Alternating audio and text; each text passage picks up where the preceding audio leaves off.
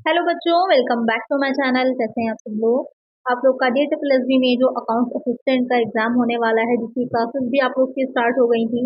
Classes भी आप लोग को मैं प्रोवाइड करा रही थी, साथ ही साथ इसके प्रैक्टिस सेट भी आ रहे हैं।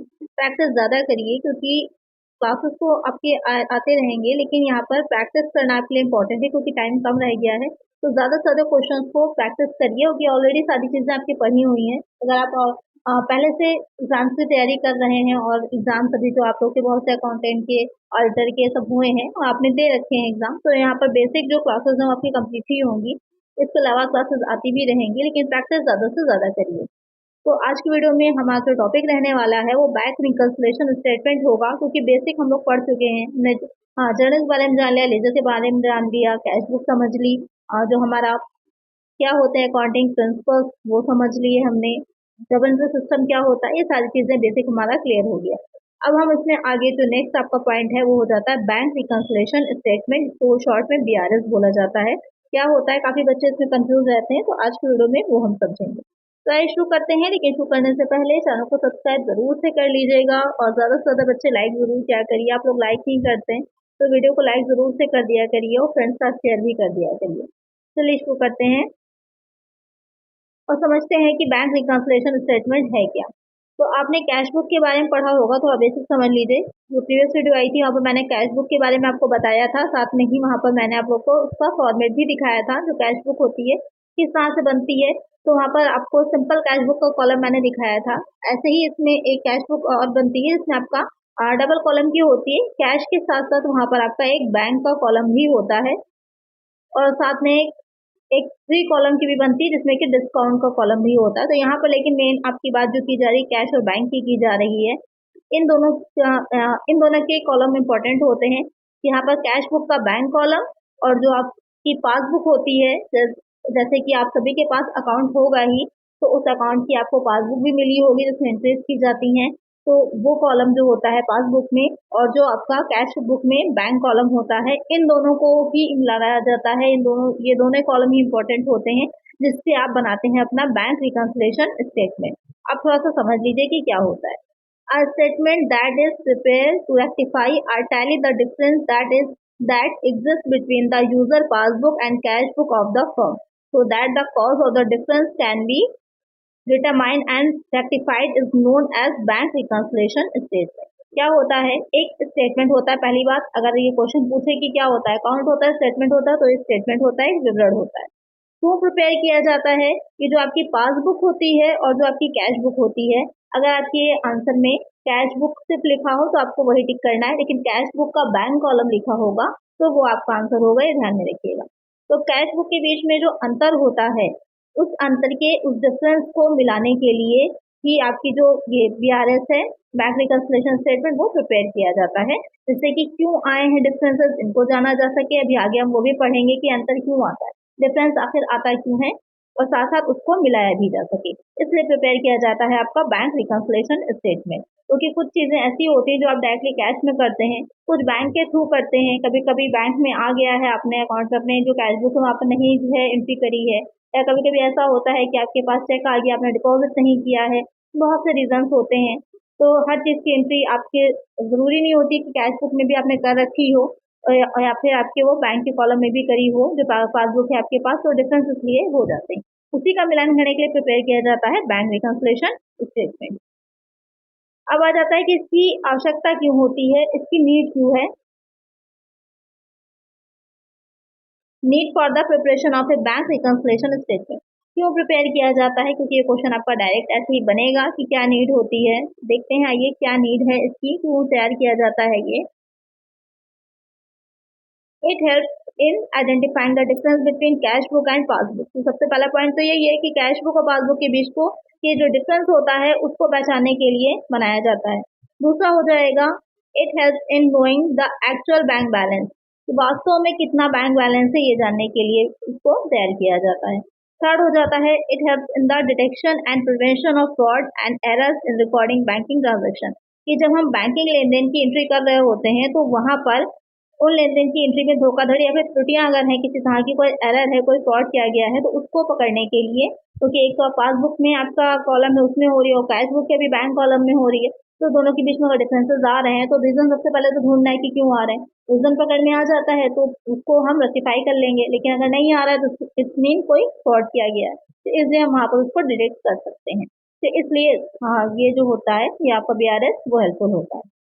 फिर आ जाता है इसमें it help in creating a revised cash book that reflects the true bank balance. उसके बाद उसको जो हम बनाएंगे BRS, उससे फिर हम एक और क्या करते हैं, क्रिएट करते हैं, एक नई कैश बुक बनाते हैं, एक रिवाइज कैश बुक तैयार करते हैं, जिससे कि हम एक्चुअल में बैंक बैलेंस को पता लगा सकें। फिर आता है it helps in preventing the embezzlement of money from the bank account. इससे बैंक खाते में पैसों की जो हेरा फेरी है उसको रोकने में सहायता मिलती है। वही आ जाता है कि कहाँ से फ्रॉड को रोकना इजी हो जाता है, इसलिए बनाया जाता है आपका बैंक रिकंसिलिएशन स्टेटमेंट। नेक्स्ट आ जाता है, अब ये बहुत इंपॉर्टेंट पॉइंट है, यहाँ से डायरेक्ट क्वेश्चन आपके बनेंगे कि main reason for difference in balance of cash book and passbook, कि क्या मेन रीजन होता है दोनों के बीच में डिफरेंस का। ठीक है, कि क्यों आता है, किस वजह से आता है, कौन सी एंट्रीज ऐसी होती हैं जो आपके वहाँ पर दिखा रहे हैं हम पासबुक में कर रहे हैं, या फिर कौन से ऐसे एंट्रीज है जो कैश बुक में हम कर रहे हैं और बैंक में नहीं दिखा रहे हैं, इसलिए डिफरेंस आ रहा है। और एक बहुत ही इंपॉर्टेंट पॉइंट भी इसमें ध्यान में रखिएगा, क्वेश्चन यहाँ पर डायरेक्ट एक बनता है कि जो आपका ये BRS होता है ये कौन प्रिपेयर करता है, ये क्वेश्चन डायरेक्टली पूछा जाता है। तो ये कस्टमर प्रिपेयर करता है, ध्यान में रखिएगा। कस्टमर इन सेंस कि जो जिसका भी अकाउंट होता है, जो अकाउंट होल्डर होता है वो खुद प्रिपेयर करता है, बैंक इसको प्रिपेयर नहीं करता है, इस चीज को ध्यान में रखिएगा, क्वेश्चन पूछा जाता है। ये BRS कौन बनाता है, कौन ये स्टेटमेंट प्रिपेयर करता है, ये कस्टमर करता है। और एक क्वेश्चन और ध्यान में रखिएगा कि ये जो BRS है वो मेन आपके जो फाइनल अकाउंट्स बनते हैं या मेन जो अकाउंट्स रखे जाते हैं उसका हिस्सा नहीं होता है, ये एक एडिशनल होता है। अगर नीड हो रही है कस्टमर को तो वो बना सकता है, कंपलसरी नहीं है उसके लिए इसको प्रिपेयर करना, तो ये चीज ध्यान में रखिएगा। अब आते हैं कि क्या कारण है, वो देख लेते हैं। पहला कारण हो जाता है चेक निर्मित किए गए लेकिन भुगतान के लिए प्रस्तुत नहीं हुए, check issued but not yet presented for payment. यानी कि इशू तो कर दिए गए हैं लेकिन क्या हुआ है, इशू कर दिए गए लेकिन वहां पर आपने पेमेंट के लिए प्रेजेंट नहीं, जिसको कि आपने चेक दिया था उसने अभी तक चेक से पेमेंट आपके लिया नहीं है, तो यहाँ पर से तो दिखा देगा लेकिन एक्चुअल में वो पेमेंट हुआ ही नहीं होगा। तो इस वजह से भी क्या होता है, डिफरेंस आ सकता है, क्योंकि कैश में या उसमें कॉलम में आपने दिखा दिया लेकिन वहां पर एंट्री नहीं होगी बैंक के अकाउंट में, वहां पर से आपका जो अमाउंट है वो विड्रॉ नहीं होगा, इसलिए यहाँ पर डिफरेंस आएगा। फिर आ जाता है चेक बैंक में जमा कराएं लेकिन उनका संग्रह नहीं हुआ है, check deposited in bank but not yet collected. यानी कि आपने जो ऑर्गेनाइजेशन है, जो बिजनेस है उसका, उसने चेक को क्या किया है, डिपॉजिट तो कर दिया है लेकिन अभी तक कलेक्ट नहीं हुआ है। बैंक द्वारा ब्याज देना या लेना, interest created or debited by the bank, क्योंकि बैंक जो है आपके अमाउंट जो बैंक में जमा होता है उस पर इंटरेस्ट आपको पेमेंट करती देती भी है। साथ साथ क्या होता है कि अगर आपने कोई लोन लिया होता है तो वहाँ पर उस लोन पर आपको इंटरेस्ट देना होता है बैंक को। या अगर करेंट अकाउंट होल्डर होते हैं, अगर आप में से कुछ लोग को पता होगा कि करेंट अकाउंट जो होता है ज्यादातर मोस्टली सेविंग अकाउंट होते हैं हम सब लोगों के, लेकिन जो बिजनेसमैन होते हैं, बड़े बड़े जो बिजनेस होल्डर होते हैं, वो क्या करते हैं अपना, उनका करेंट अकाउंट होता है। तो करेंट अकाउंट पर क्या होता है, बैंक आपको लोन जो होगा, सॉरी, बैंक जो होता है वो इंटरेस्ट आपको देता नहीं है। कभी कभी ऐसे केसेस भी होते हैं कि वहां पर बैंक आपसे इंटरेस्ट लेता है, ना कि देता है। तो वहां पर भी कभी कभी होता है कि इंटरेस्ट बैंक के द्वारा जो लिया जा रहा है तो उसको भी किस तरह से दिखाया जाएगा, पासबुक में तो होगा लेकिन जो आपका कैश बुक बना रहे हैं उसके बैंक कॉलम में उसकी एंट्री नहीं होती है, इसलिए भी चेंजेस आ जाते हैं। बैंक विभाग, बैंक अपने भी चार्जेस, बहुत से चार्जेस होते हैं, जैसे क्रेडिट कार्ड आपने ले रखा है, या फिर जो मेंटेनेंस चार्जेस होते हैं या जितनी भी सुविधाएं आप बैंक से लेंगे सभी चीजों के चार्जेस अब तो कटते ही हैं। आपने देखा होगा मंथ 6 मंथ पर एनुअल है, मोस्टली 6 मंथ पर कटते हैं मेंटेनेंस चार्जेस। आप देखिएगा, ध्यान दीजिएगा कभी अपनी पासबुक में, या अगर आप ऐप के थ्रू कोई भी अपना हैंडल कर रहे हैं अकाउंट तो वहां पर भी ध्यान दीजिएगा। हम लोग बहुत छोटी छोटी चीजें ध्यान नहीं देते लेकिन बैंक बहुत से चार्जेस आपसे लेता भी है, तो वहां पर उसकी भी एंट्री क्या होती है, पासबुक में तो होती है लेकिन जो आपने कैश बुक बनाई है उसके बैंक कॉलम में उसकी एंट्री नहीं होती, इसलिए भी डिफरेंस आता है। फिर नेक्स्ट आ जाता है इसमें बैंक द्वारा ग्राहक की ओर से किया गया भुगतान, payment made by the bank on behalf of customer, कि बहुत से ऐसे पेमेंट होते हैं, जैसे कि आपने अगर लोन लिया है किसी भी अपने अब कोई हाउस लोन लिया है, जैसे हम बात कर रहे हैं ऑर्गेनाइजेशन की किसी की, तो कहाँ का लोन लेगा अपने बिजनेस के पर्पज से, तो वहाँ पर उसकी जो इंस्टॉलमेंट होती है किस्त होती है आपके अकाउंट से डायरेक्टली क्या होती है, कटने लगती है। अगर आपने लाइफ इंश्योरेंस पॉलिसी ले रखी है तो उसका भी प्रीमियम होता है। तो अगर आपने इस तरह की सुविधाएं बैंक से ले रखी है तो ऑटोमेटिक वहाँ पर पेमेंट हो जाता है, कट जाता है आपके अकाउंट से। तो वहाँ पर भी बैंक ने आपकी तरफ से जो पेमेंट किया है उसकी एंट्री पासबुक में तो होगी, लेकिन जो आप ना कैश बुक बना रहे हैं उसके बैंक कॉलम में एंट्री नहीं होगी, इसलिए भी डिफरेंस आएगा। ग्राहक द्वारा सीधे बैंक में जमा कराना, direct deposit into bank by the customer. जो कस्टमर है वो पेमेंट आपको कर रहा है, आपने उसको कुछ सेल किया है, तो सेल किया आपने उसको, तो उस सेल के बदले में जो उसने पेमेंट किया वो आपको वो ना करके, यानी कि चेक के थ्रू ना दे करके उसने क्या किया, डायरेक्टली आपके बैंक में ही वो चेक या फिर पैसे अमाउंट को ट्रांसफर कर दिया। तो इसलिए क्या होगा, तो आप पासबुक में तो दिखाएगा लेकिन आपकी कैश बुक में नहीं होगा, तो इसलिए भी क्या होता है, बनाना पड़ता है। फिर आता है बैंक द्वारा ग्राहक के लिए किया गया संग्रह, collection made by the bank for the customer. तो कई बार अगर पेमेंट कर रहा है बैंक आपकी तरफ से, तो इंस्टॉलमेंट पेमेंट है या किसी भी तरह का, तो कई बार कलेक्ट भी करता है बैंक आपकी तरफ से। तो बैंक बहुत से काम करता है आपके थ्रू, बहुत सी चीज़ें हैं जो बैंक इसलिए हैंडल करता है, लेकिन आपको आइडिया भी नहीं रहता है कि किस कैसे वो चीज़ें ऑटोमेटिक चलती रहती हैं। तो बैंक में अगर आप पैसे को जमा करते हैं, अमाउंट को जमा करते हैं, तो काफ़ी आपके लिए सेविंग तो हो ही जाती हैं और भी बहुत से से बेनिफिट होते हैं जो बैंक आपको प्रोवाइड करा रहा है। हाँ, उसके लिए आपसे चार्जेस ज़रूर ले रहा है।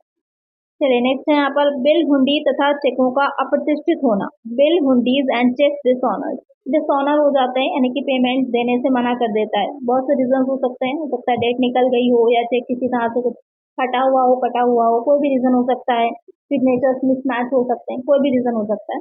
इसलिए बैंक जो है पेमेंट देने से मना कर देता है, तो वहां पर भी दोनों में डिफरेंस हो जाएगा। रोकड़ बही अथवा पासबुक में गलत प्रविष्टियां होना, wrong entries in cash book और पासबुक। अगर यहाँ पर एंट्री ही गलत हो जाती है कैश बुक में करते समय या पासबुक में करते समय, तो भी क्या होगा, डिफरेंस दोनों में आता है। फिर नेक्स्ट आ जाता है चेक संग्रह के लिए बैंक भेजा गया है किंतु रोकड़ बही में नहीं लिखा गया। Cheque send to bank for collection but not recorded in cash book. तो सीधे सीधे डिफरेंस यहाँ पर आ ही जाएगा, क्योंकि बैंक की पासबुक में तो एंट्री हो जाएगी लेकिन कैश बुक में नहीं होगी।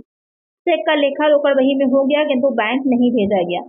Check entered in cash book but not send to bank, यानी कि चेक जो है उसको आपने कैश बुक में तो दिखा दिया लेकिन बैंक की पासबुक में अभी नहीं होगा, क्योंकि बैंक को भेजा नहीं गया है इसलिए।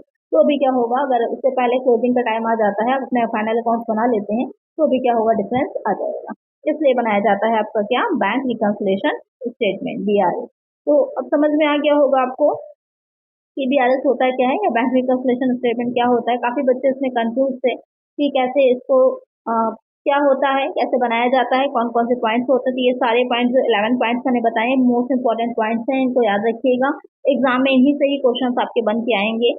इसी तरह के एग्जाम्पल्स दे रखे होंगे, आपको उसमें से ढूंढना होगा कि किससे इफेक्ट पड़ेगा, किससे इफेक्ट नहीं पड़ेगा, दोनों के जो बैंक रिकंसिलिएशन स्टेटमेंट है उसके मिलान पर। या इसके अलावा एक क्वेश्चन पूछा जाता है कि कौन बनाता है, तो मैंने अभी बता दिया आपको कौन बनाता है, ग्राहक बनाता है, कस्टमर बनाता है।